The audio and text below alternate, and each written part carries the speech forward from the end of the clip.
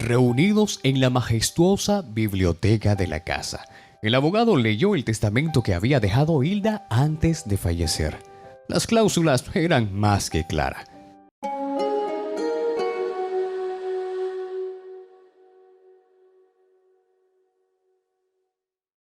Uno, la custodia de Aurora, su única hija, quedaba en manos de su abuela Felipa.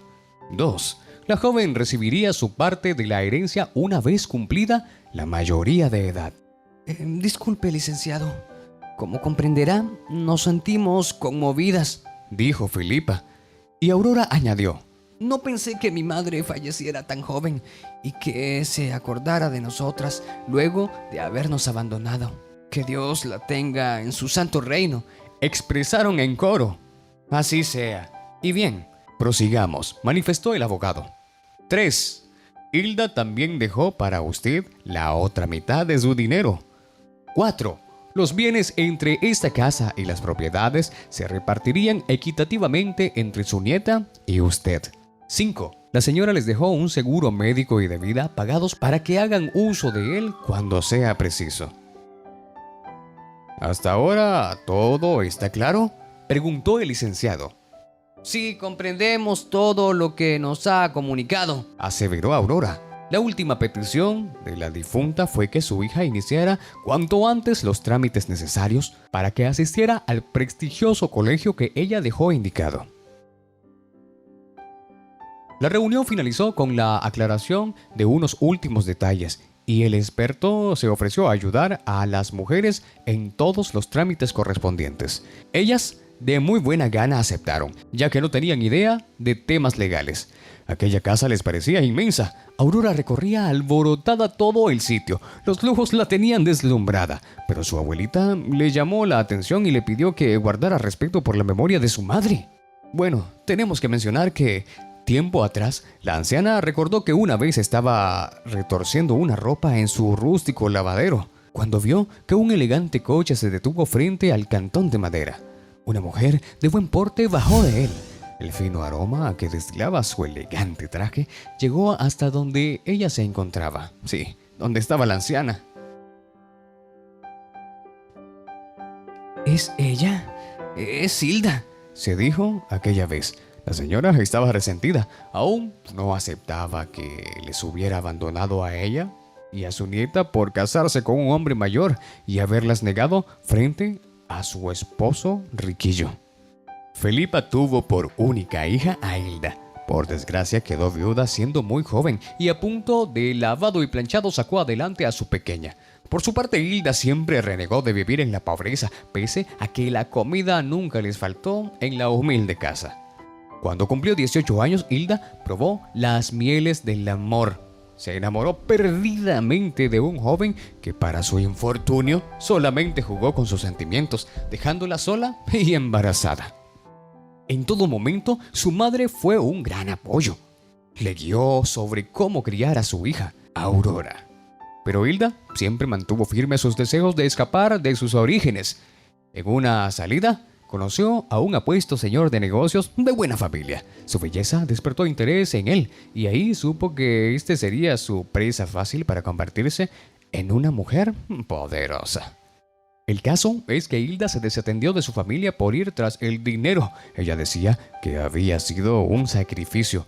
Su hija Aurora tenía 5 años cuando la dejó encargada a su mamá. Ahora, toda aquella riqueza que contemplaban las que habían sido desdichada años atrás era el resultado de las habilidades financieras que Hilda había adquirido de su esposo. ¿Quién diría que aprovechó la riqueza para estudiar y edificar sus propios negocios? Al principio, Felipa sentía desconfianza de que toda la riqueza hubiera sido robada al riquillo, pero no fue así, porque se enteró que al fallecer su susodicho, no le había dejado absolutamente nada a Hilda, dado que ella ya había consolidado su propia fortuna. Aurora tenía 15 años. El parecido con su mamá era increíble. La adolescente empezó sus clases en el colegio estipulado y aunque en un principio no fue fácil socializar con las niñas de clase alta, su deseo de aprender y sentirse acogida por el círculo social surtió efecto y ya tenía su grupo de amigas. El abogado guió a Felipa en la mayoría de los trámites, pero por motivos de salud no pudo seguir con el proceso y le recomendó a Ignacio, un joven abogado que se había convertido en la promesa de un prestigioso bufet. El teléfono repicaba insistentemente. Era Ignacio quien llamaba para avisar de una cita a Felipa a fin de continuar con los trámites de la herencia. El joven estaba muy interesado en el caso. Ignacio con mucho esfuerzo había logrado estudiar Derecho e incluso ya estaba empezando a cursar una especialidad. Desde niño, la sed de justicia era algo que le llamaba mucho la atención, sobre todo porque era hijo de un hombre rico que tomó a su madre como una aventura y para evitar un escándalo no le dio su apellido. Tras varias recaídas de salud, el señor adinerado había tratado de acercarse a él, pero la que era su esposa lo impidió a toda costa. Hoy le daba gusto de que ambos estaban muertos, ella por no tener corazón y él por no haber luchado por el derecho que tenía su hijo. Por esas vueltas de la vida, le encargaron el caso y se trataba de la familia de la mujer que promovió que su padre le negara cariño, Hilda. Pronto empezó a darle forma a su venganza. Las víctimas serían la anciana y su nieta. Se presentó como un manso cordero ante los ojos de Felipa. Ella depositaría toda su confianza en él. La señora de unos 60 años quería aprender sobre cómo administrar el dinero y pidió que de ser posible se convertiría en el abogado de cabecera de las dos empresas que dejó su hija, un hotel y un restaurante. El joven estaba cegado por el rencor que guardaba en su corazón. A estas alturas de la vida no tenía ninguna necesidad de robar. Su perseverancia le había llevado a establecerse cómodamente. En conjunto con otro abogado del bufet, cuya fama era respetable, pero quienes le conocían verdaderamente sabían que hacía trabajos sucios y a conveniencia propia. Planearon de qué manera harían que la anciana, por su misma ignorancia, fracasara con el patrimonio heredado. Pasaron algunos meses en los que Ignacio aparentemente entregaba cuentas exactas y claras a Felipa. Y si algo tenía ella, era que guardaba cada recibo, cada papel que trataba sobre la administración de sus bienes.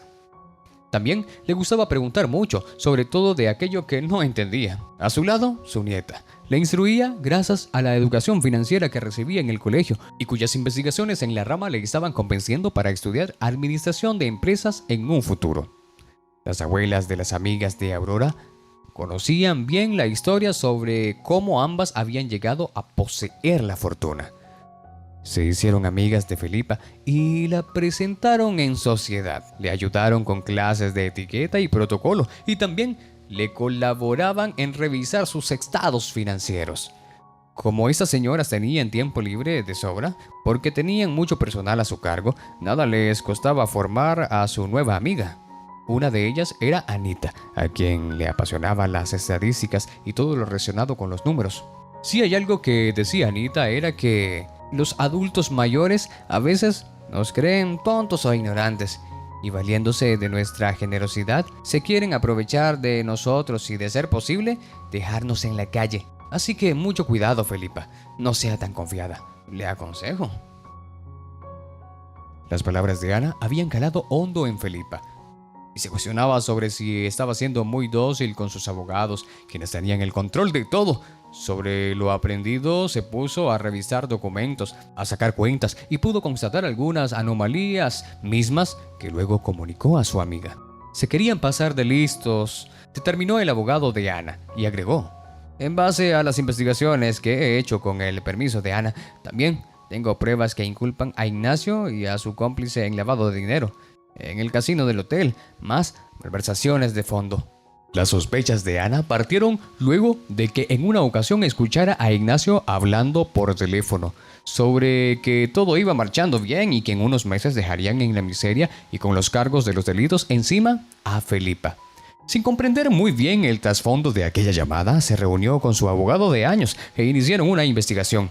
De manera discreta, Ana fue preparando en conocimientos a su amiga para que, una vez descubierto todo, supiera abordar con propiedad la injusticia a la que estaba siendo expuesta. La instalación de cámaras ocultas fue una brillante idea de Felipa. Ahí quedaron grabadas las llamadas que Ignacio hiciera al otro abogado. La entrega de cuentas mal giradas a Felipa y otros aportes más que lo hundirían por completo. La nieta de Felipa estaba al tanto de la situación y fue un apoyo invaluable para su abuela. Se llegó el día de desenmascarar a los rufianes. El día había sido escogido porque se había conocido que era la fecha prevista para meter en problemas a Felipa, pero ella y su grupo de apoyo se adelantaron a los hechos. Los abogados ya habrían puesto la formal denuncia sobre lo que presuntamente habían descubierto en los negocios de la señora, mas Felipa ya había contado todo con pruebas en la comandancia. Al verla se sorprendieron e inmediatamente procedieron a arrastrarlos. Ellos gritaban que había un error y al verles horrorizados, Felipa, con su mano posada sobre su boca como para guardar discreción, reía placenteramente y les dirigió estas palabras. Ahí tienen su merecido para que aprendan a respetar lo que no es suyo. Me creyeron tonta, pero les gané. Par de bobos. Una carrera prometedora se fue a pique en una celda y todo por una venganza absurda. Ignacio confesó por qué había hecho todo eso, pero su condena sería dictada y no había vuelta atrás. Felipa le disculpó y le hizo ver que ella y su nieta no tenían vela en ese entierro. Hey, ahora cuéntanos, ¿qué te ha parecido esta historia? Queremos leer tu opinión en la sección de los comentarios. Recuerda regalarnos un me gusta y compartir este video en tus redes sociales. Hasta la próxima.